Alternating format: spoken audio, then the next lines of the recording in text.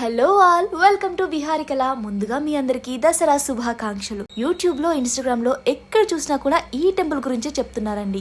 ఈ అమ్మవారు కేవలం 9 రోజులే, అది కూడా దసరా నవరాత్రులలోనే దర్శనం ఇస్తారు అనేసి. ఇంకే వెంటనే అమ్మవారిని చూసేయాలనేసి బయలుదేరిపోయాను. తీరా ఇక్కడికి వచ్చి చూసేసరికి అమ్మవారిని దర్శించుకోవడానికి భక్తులందరూ కూడా ఎంతో దూరం నుంచి వచ్చేసారంట. దాదాపు 4 నుంచి 5 కిలోమీటర్ల వరకు క్యూ లైన్ ఉంది. కాసేపట్లోనే ద్వారం దగ్గరికి వచ్చేసాము. ఇక్కడ పోలీసులు కూడా చాలా మంది ఉన్నారండోయ్. బయట నుంచి చూస్తే ఈ టెంపుల్ నార్మల్ బిల్డింగ్ లా కనిపిస్తుంది. ఆరెంజ్ కలర్ లో టెంపుల్ వైబ్ ని క్రియేట్ చేస్తుంది. ఎంటర్ అవ్వగానే మనకి భజనలు వినిపిస్తా ఉంటాయి.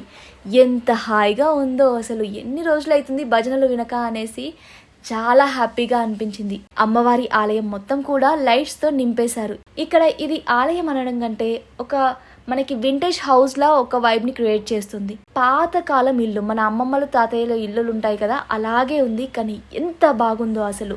ఇక్కడ అన్ని దేవుళ్ళ ఫోటోలు, భజనలు, ఆ లైట్స్, వీళ్ళందరూ ఎంతో శ్రద్ధగా అమ్మవారిని కొలవడం చాలా బాగా అనిపించింది.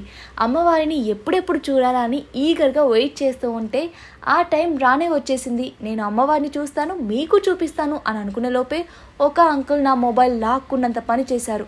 గొడవ చేయలేదు, కానీ చిన్న వార్నింగ్ ఇచ్చారు.